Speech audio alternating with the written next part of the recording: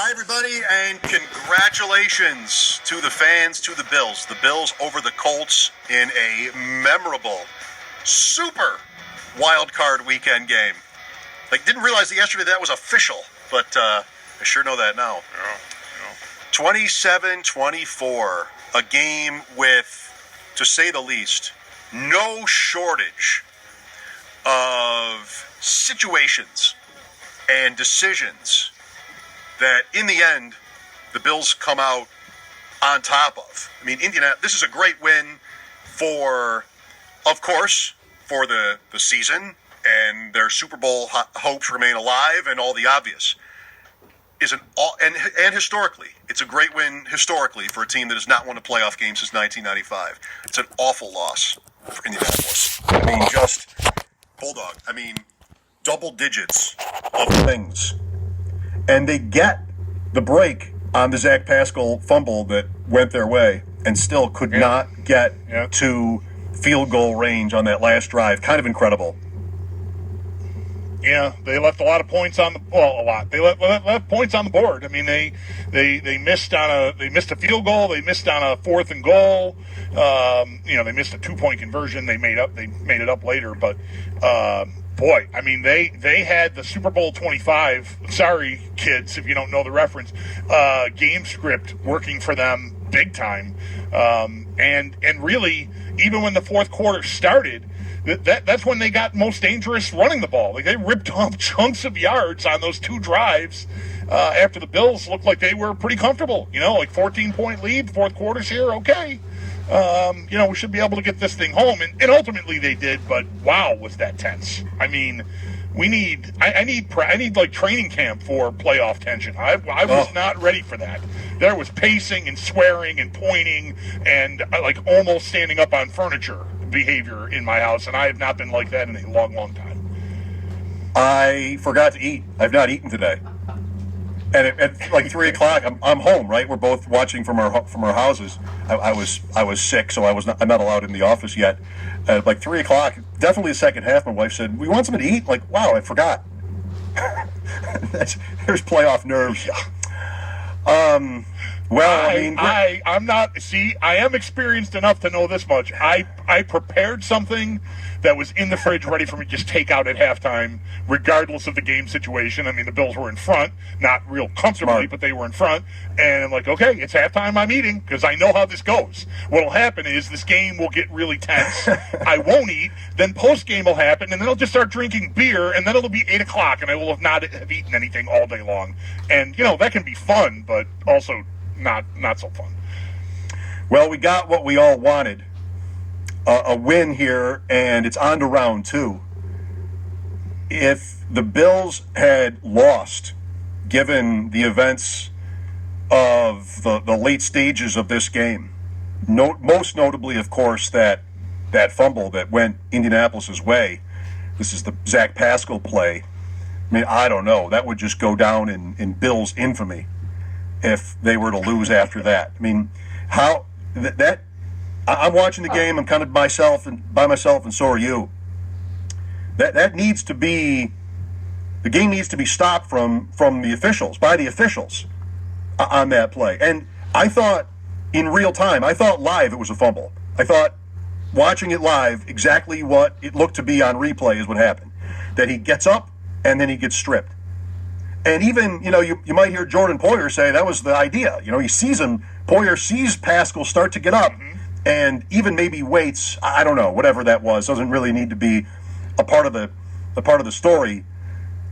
But the officials have to stop the game and review that play. That's what's supposed to happen. Then you have Indianapolis get to the line of scrimmage and not snap the ball.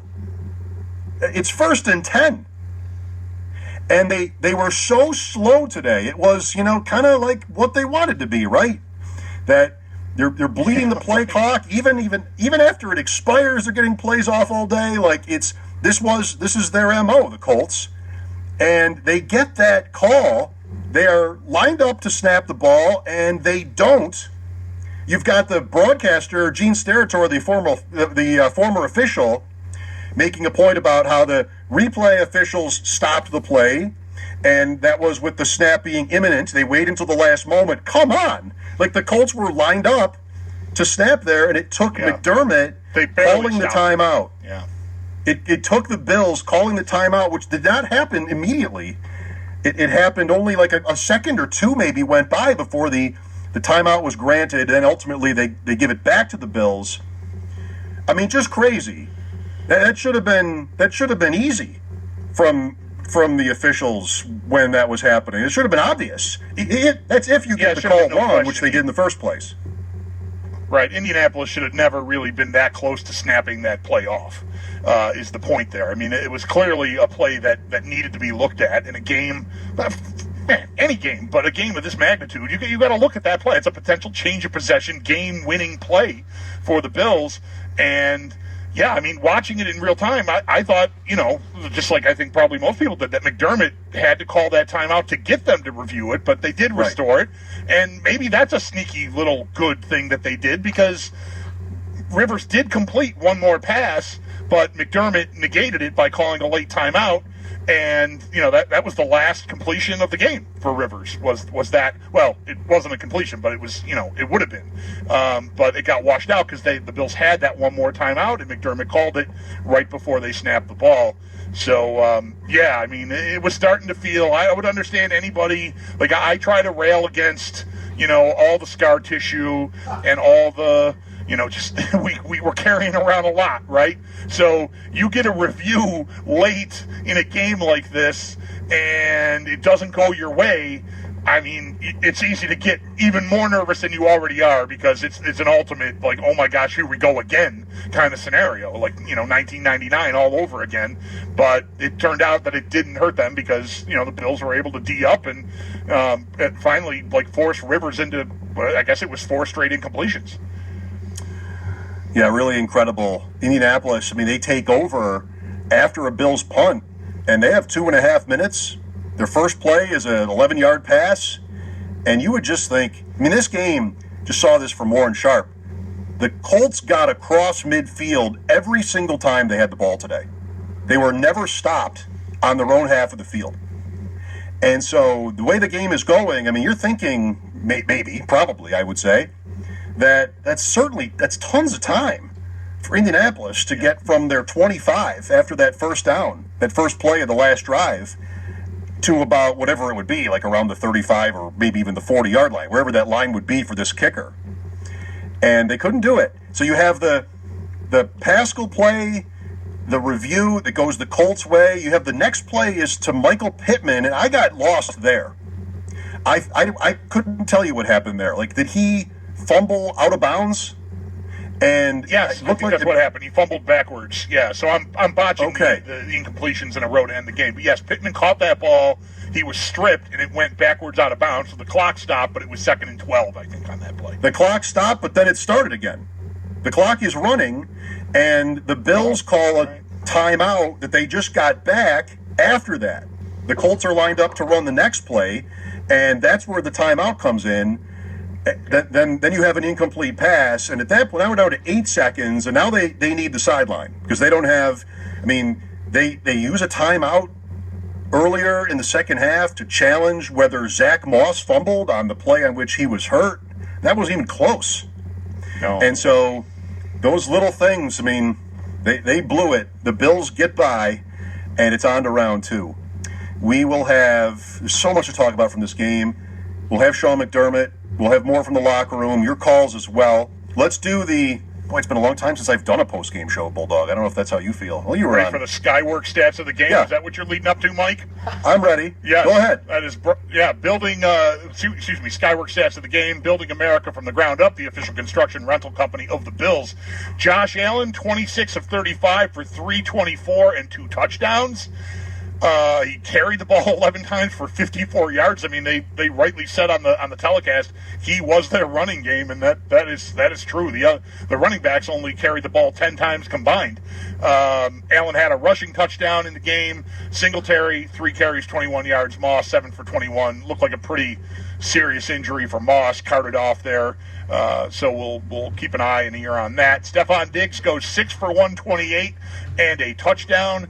Gabriel Davis 4 for 85. Beasley 7 for 57. For the Colts, Phillip Rivers 27 for 46 for 309. Receiving, Michael Pittman leads the way, 5 for 90. Jack Doyle, 7 for 70 and a score. Zach Pascal, 3 for 37 and a score. And as far as running goes, Jonathan Taylor, 21 for 78. Nyheim Hines, 6 for 75. Big runs in the fourth quarter for Hines. So there you go. There are your Skyworks stats of the game. I feel like Allen rushing was the game plan. Sure, so much. Yeah, I mean, there was some of that in the game plan. I think, right early in this game, it looked like he was not able to get the ball to his primary read. Like he early in the game, he ran, I think, somewhat out of necessity. The play where Darius Leonard stands him up in the first half, like that's not a designed run. And then there was more of that. I think one designed run ended up being a touchdown pass to Dawson Knox. Right. And that was a design run. So, and the Bills get it done here. What a game. Mike Schop and the Bulldog with post-game coverage. Sean McDermott and your calls as we continue here. 27-24. The Bills win their first postseason game. It's their first postseason win since after the 1995 season. I think we all have that burned into our brains by now. Let's take a break. Thanks for listening.